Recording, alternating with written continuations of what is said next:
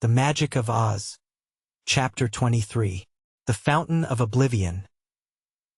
The morning after the birthday fete, as the wizard and Dorothy were walking in the grounds of the palace, Ozma came out and joined them, saying, "I want to hear more of your adventures in the forest of Goo Goo, and how you were able to get those dear little monkeys to use in Dorothy's surprise cake." So they sat down on a marble bench near to the Fountain of the Water of Oblivion, and between them Dorothy and the wizard related their adventures. "I was dreadfully fussy while I was a woolly lamb," said Dorothy, "for it didn't feel good a bit, and I wasn't quite sure, that I'd ever get to be a girl again." "You might have been a woolly lamb yet, if I hadn't happened to have discovered that magic transformation word," declared the wizard. "But what became of the walnut and the hickory nut into which you transformed those dreadful beast magicians?" inquired Ozma. "Why, I'd almost forgotten them," was the reply.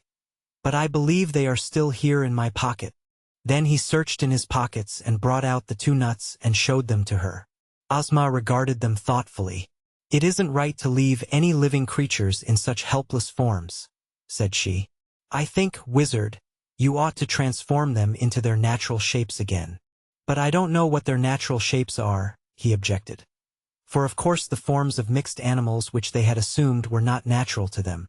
And you must not forget, Ozma, that their natures were cruel and mischievous. So if I bring them back to life they might cause us a great deal of trouble. "Nevertheless," said the ruler of Oz, "we must free them from their present enchantments. When you restore them to their natural forms we will discover who they really are, and surely we need not fear any two people, even though they prove to be magicians and our enemies." "I am not so sure of that," protested the wizard with a shake of his bald head. "The one bit of magic I robbed them of, which was the word of transformation, is so simple, yet so powerful, that neither Glinda nor I can equal it. It isn't all in the word, it's the way the word is pronounced.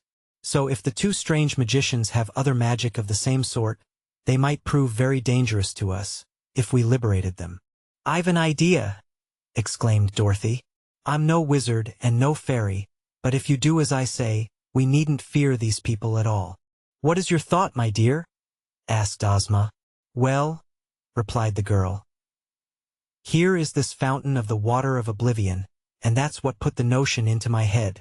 When the wizard speaks that terribly word that will change 'em back to their real forms, he can make 'em dreadful thirsty, too, and we'll put a cup right here by the fountain, so it'll be handy. Then they'll drink the water and forget all the magic they ever knew and everything else, too." "That's not a bad idea," said the wizard, looking at Dorothy approvingly. "It's a very good idea," declared Ozma. "Run for a cup, Dorothy." So Dorothy ran to get a cup, and while she was gone the wizard said, "I don't know whether the real forms of these magicians are those of men or beasts. If they're beasts, they would not drink from a cup but might attack us at once and drink afterward. So it might be safer for us to have the cowardly lion and the hungry tiger here to protect us if necessary." Ozma drew out a silver whistle which was attached to a slender gold chain and blew upon the whistle 2 shrill blasts. The sound, though not harsh, was very penetrating, and as soon as it reached the ears of the cowardly lion and the hungry tiger, the 2 huge beasts quickly came bounding toward them. Ozma explained to them what the wizard was about to do, and told them to keep quiet unless danger threatened. So the 2 powerful guardians of the ruler of Oz crouched beside the fountain and waited. Dorothy returned and set the cup on the edge of the fountain.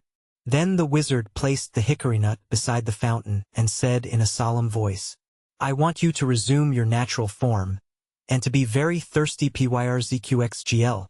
In an instant there appeared, in the place of the hickory nut, the form of Kiki-Aru, the high-up boy. He seemed bewildered, at first, as if trying to remember what had happened to him and why he was in this strange place. But he was facing the fountain, and the bubbling water reminded him that he was thirsty. Without noticing Ozma, the wizard and Dorothy, who were behind him, he picked up the cup, filled it with the water of oblivion, and drank it to the last drop. He was now no longer thirsty, but he felt more bewildered than ever, for now he could remember nothing at all, not even his name or where he came from.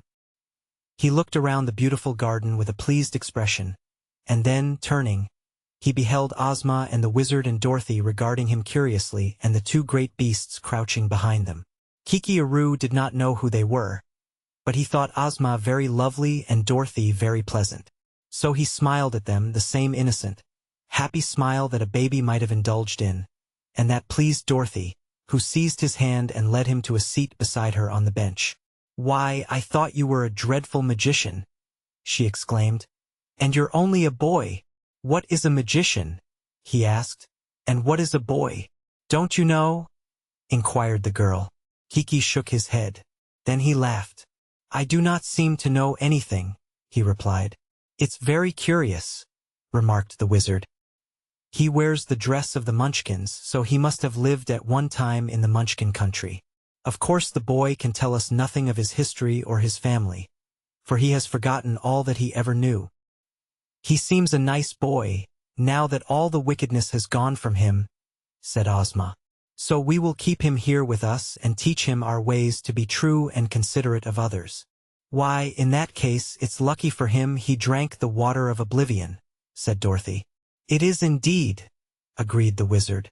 "But the remarkable thing, to me, is how such a young boy ever learned the secret of the magic word of transformation. Perhaps his companion, who is at present this walnut, was the real magician, although I seem to remember that it was this boy in the beast's form who whispered the magic word into the hollow tree, where I overheard it." "Well, we will soon know who the other is," suggested Ozma. "He may prove to be another Munchkin boy."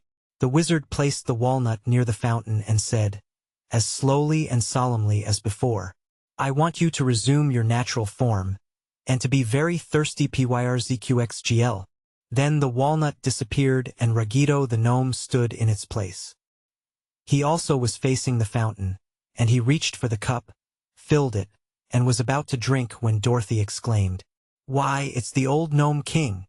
Ragito swung around and faced them, the cup still in his hand. "Yes," he said in an angry voice. "It's the old gnome king, and I'm going to conquer all Oz and be revenged on you for kicking me out of my throne." He looked around a moment and then continued, "There isn't an egg in sight, and I'm stronger than all of you people put together. I don't know how I came here, but I'm going to fight the fight of my life and I'll win." His long white hair and beard waved in the breeze. His eyes flashed hate and vengeance, and so astonished and shocked were they by the sudden appearance of this old enemy of the Oz people that they could only stare at him in silence and shrink away from his wild glare.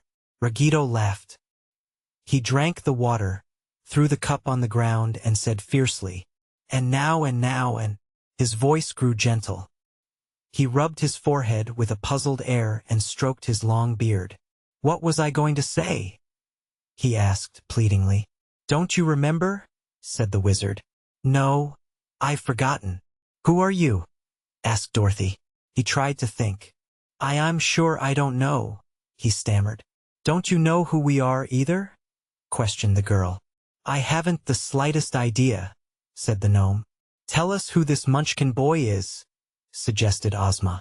Ragito looked at the boy and shook his head. "He's a stranger to me. You are all strangers. I'm a stranger to myself," he said. Then he patted the lion's head and murmured, "Good doggy," and the lion growled indignantly. "What shall we do with him?" asked the wizard, perplexed.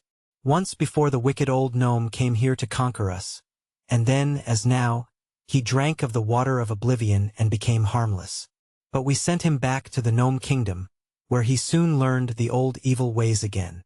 For that reason," said Ozma, "we must find a place for him in the land of Oz and keep him here. For here he can learn no evil and will always be as innocent of guile as our own people." And so the wandering ex-king of the gnomes found a new home, a peaceful and happy home, where he was quite content and passed his days in innocent enjoyment.